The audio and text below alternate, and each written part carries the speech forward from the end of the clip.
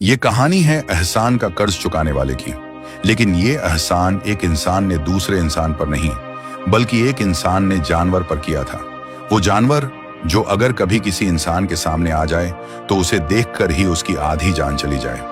अक्सर लोग जंगल में जाने से डरते हैं क्योंकि जंगल का इलाका इंसानों के लिए नहीं, उन जानवरों का होता है। ऐसे ही एक चीते ने एक इंसान के साथ क्या किया, ये बताने वाली ये कहानी है। क्यों एक चीता दिन रात लगातार 2 दिनों तक एक बूढ़ी औरत के पास बैठा हुआ था। ऐसा क्या हुआ था कि वो बूढ़ी कुछ कर नहीं पा रही थी उस चीते से बचने के लिए। तो आइए शुरू करते हैं आज की कहानी, जिसे सुनकर और देखकर आपके रोंगटे खड़े हो जाएंगे। एक छोटा सा गांव था, हरे भरे खेत खलिहान, सुंदर मीठे पानी की झील, पहाड़ों से घिरे हुए उस गांव में किसी चीज की कोई कमी नहीं थी। गांव के ज्यादातर लोग खेती करते थे। सुबह तड़के उठकर अपने खेत में चले जाते थे, दिन भर काम करके शाम को सूरज ढलने के समय घर लौट आते थे। उसी गांव में रहती थी एक बूढ़ी दादी, जिसका नाम था माणिक। माणिक दादी लगभग 70 साल की हो गई थी। उसके सिर्फ चेहरे पर ही नहीं, हाथ और पैरों पर भी झुर्रियों ने अपने निशान बना लिए थे। उसकी त्वचा लटकने लगी थी।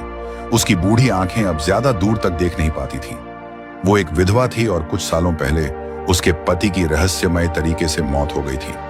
माणिक दादी और उसके पति जंगल में जाकर दुर्लभ जड़ी बूटियां ढूंढकर लाते थे और उनकी दवाइयां बनाकर गांव में बेचते थे।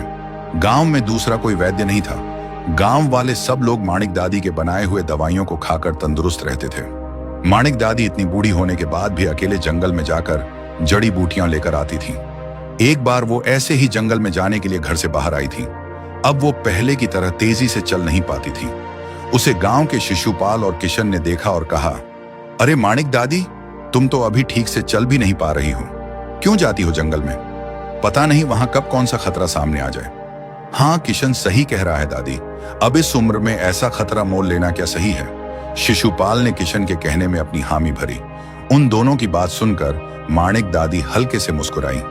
उसने कहा, तुम दोनों जो कह रहे हो वो सही है बच्चों, लेकिन मुझे अपना पेट पालने के लिए ये काम करना ही पड़ेगा। अगर दवाई नहीं बेचूंगी तो पैसे कैसे कमाऊंगी? मेरा तो कोई बेटा या बेटी भी नहीं है जो मुझे पाल सके। दादी की ये बात सुनकर किशन ने फिर कहा, दादी, आज तक आपने इतने गांव वालों का इलाज करके उन्हें स्वस्थ किया है। अब हम सबका भी फर्ज है कि आपके लिए कुछ करें। हम सब मिलकर आपका ध्यान रखेंगे, आपके सब खर्चे उठाएंगे, लेकिन आप जंगल में मत जाया कीजिए।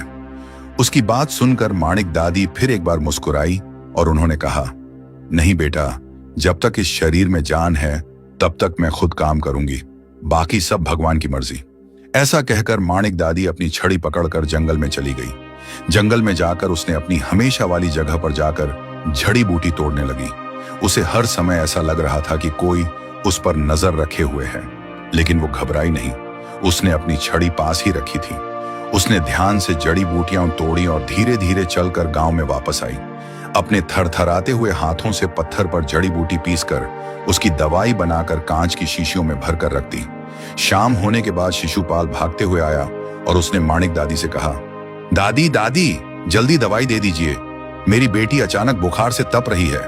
माणिक दादी ने शिशुपाल से पूछा, क्या तुम्हारी बेटी पानी में भीगी थी? शिशुपाल ने कहा, हाँ, आज वो नदी में तैरने गई थी, उसके बाद ही उसे बुखार चढ़ा है। माणिक दादी ने कहा और एक शीशी उठाकर शिशुपाल के हाथ में रखी। ये दवाई तुम्हारी बेटी को अभी पिला दो, सुबह तक उसे आराम आ जाएगा। शिशुपाल ने माणिक दादी को पैसे दिए और कहा, दादी, सुबह मैं तुम्हें जंगल में जाने से मना कर रहा था, लेकिन आज अगर तुम नहीं होती तो पता नहीं मेरी बेटी को समय पर दवाई कहां से मिलती। माणिक दादी ने कहा, कोई बात नहीं, अब जल्दी जाकर बेटी को दवाई पिला दो। शिशुपाल फिर एक बार माणिक दादी को धन्यवाद देकर घर चला जाता है। ऐसे ही माणिक दादी जंगल में जाकर जड़ी बूटियां तोड़कर ले आती थी।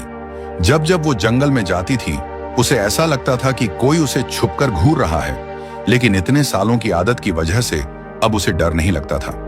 उसके पति जब जिंदा थे तब वो उनके साथ रोज जंगल में जाती थी, इसलिए वो जंगल के छप्पे छप्पे से वाकिफ थी। एक दिन गांव की ही एक औरत बिंदिया माणिक दादी के पास आई और उसने कहा, दादी, मेरी शादी को 6 साल हो गए हैं, लेकिन अभी तक मुझे बच्चा नहीं हो रहा है। तुम तो गांव के सब लोगों को दवाई देकर ठीक करती हो, तो मुझे भी कोई ऐसी दवाई दे दो जिससे मुझे बच्चा होने में आसानी हो जाए। नहीं तो मेरी सास मेरे पति की दूसरी शादी करवा देगी। ये सुनकर माणिक दादी ने कहा, चिंता मत करो बेटी, ऐसी एक जड़ी बूटी है जिससे तुम्हें बच्चा होने में आसानी होगी, लेकिन वो दवाई अभी मेरे पास नहीं है। मैं कल जंगल में जाकर वो जड़ी बूटी लेकर आती हूँ, फिर तुम्हें दवाई बनाकर दे दूंगी। बिंदिया ने झुककर माणिक दादी को प्रणाम किया और चली गई। अगले दिन माणिक दादी हमेशा की तरह जंगल में गई। बिंदिया के लिए वो खास दवाई खोजने के लिए जंगल के और अंदर चली गई थी। उसे वो जड़ी बूटी दिखाई दी और वो खुशी से उस जड़ी बूटी लेने जाने लगी, लेकिन तभी उसका पैर फिसल गया और वो एक गड्ढे में जाकर गिर गई। शाम हो चुकी थी और अंधेरा होने लगा था। आसपास ऐसा कोई नहीं था जो बूढ़ी माणिक दादी की मदद करे। कुछ देर तक वो वहीं उस गड्ढे में बैठी रही। उसके पैर में चोट आई थी और उसका पैर बहुत दर्द कर रहा था। वो जैसे तैसे गड्ढे से बाहर आने की कोशिश करने लगी थी।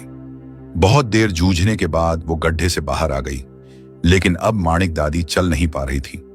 वो अपने पैर को घसीटते हुए एक पेड़ के नीचे बैठ गई। उसने देखा कि पूरे जंगल में घना अंधेरा छा गया था। वो समझ गई कि इस टूटे हुए पैर से वो गांव तक पहुंच नहीं पाएगी। उसने अपने आप से कहा, माणिक, लगता है आज की रात इस जंगल में ही बितानी पड़ेगी। अगर जंगली जानवरों से बचकर जिंदा रही तो कल सुबह गांव जाने की कोशिश करूंगी। माणिक दादी वहीं बैठी रही। रात जैसे जैसे काली हो रही थी, अंधेरा और गहरा हो रहा था। साथ ही जंगल के उस सन्नाटे में जंगली जानवरों और झींगुरों की आवाज से जंगल की शांति भंग हो रही थी। बूढ़ी माणिक दादी के पास ना तो खाने के लिए कुछ था और ना ही प्यास बुझाने के लिए पानी।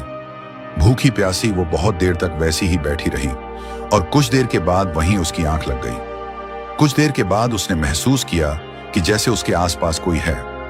उसने अपनी आंखें खोली और सामने देखा कि अंधेरे में दो आंखें पीली चमक रही हैं। धीरे धीरे वो आंखें उसके पास ही आ रही थीं। कुछ ही देर के बाद उन दो चमकती पीली आंखें उसके बिल्कुल नजदीक आ गईं और एक बड़ा चीता माणिक के पास आ गया। वो चीता माणिक को घूर रहा था। माणिक के पैर में आई हुई चोट की वजह से वो कहीं नहीं जा सकती थी।